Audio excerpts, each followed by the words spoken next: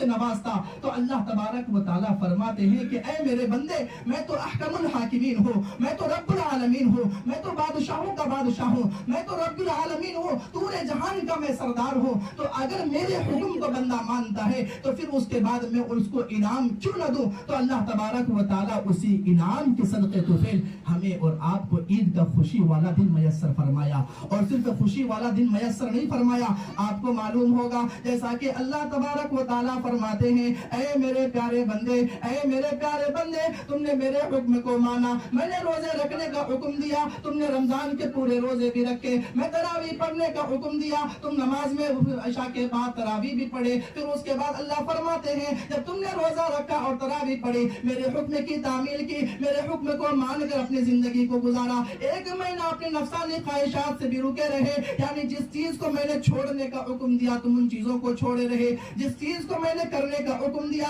تم ان تمام چیزوں کو کرتے رہے۔ اللہ تبارک و تعالیٰ فرماتے ہیں کہ اے میرے پیارے بندے، اگر دنیا میں کوئی بادشاہ کسی وزیر کو نوازتا ہے، اگر کوئی مالک کسی غلام کو نوازتا ہے، میں تو رب العالمین ہوں، میں ضرور تم کو نوازوں گا، میں تمہارے تراویح کا بدلہ تمہیں ضرور دوں گا، تمہارے نمازوں کا بدلہ تمہیں ضرور دوں گا، تمہارے زکوٰۃ کا بدلہ تمہیں ضرور دیا جائے گا، تمہیں روزے کا بدلہ تمہیں ضرور دیا جائے گا، یعنی تمہیں کسی چیز سے محروم نہیں کیا جائے گا۔ اللہ تبارک و تعالیٰ کی رحمت عید کے دن جوش میں آتی ہے، اور اللہ تبارک و تعالیٰ آسمان دنیا میں فرماتے ہیں کہ اے میرے پیارے بندے، میری عزت کی قسم، میرے جلال کی قسم، میری شان کی قسم، آج ہے کوئی مغفرت مانگنے والا میں اس کی مغفرت کروں، ہے کوئی آج میرے سے کسی چیز کا مطالبہ کرنے والا، ہے کوئی میرے سے روزی کا طلبگار، میں اسے روزی عطا کروں، ہے کوئی اپنی پریشانیوں کا حل ڈھونڈنے والا، ان کی پریشانیوں کو میں حل کروں۔ یہ اللہ تبارک و تعالیٰ عید کے دن آسمان دنیا میں یہ اعلان ہوتا ہے۔ روایتوں میں یہاں تک لکھا ہے کہ یہ اعلان فرشتے اتنے زور سے ندا لگاتے ہیں،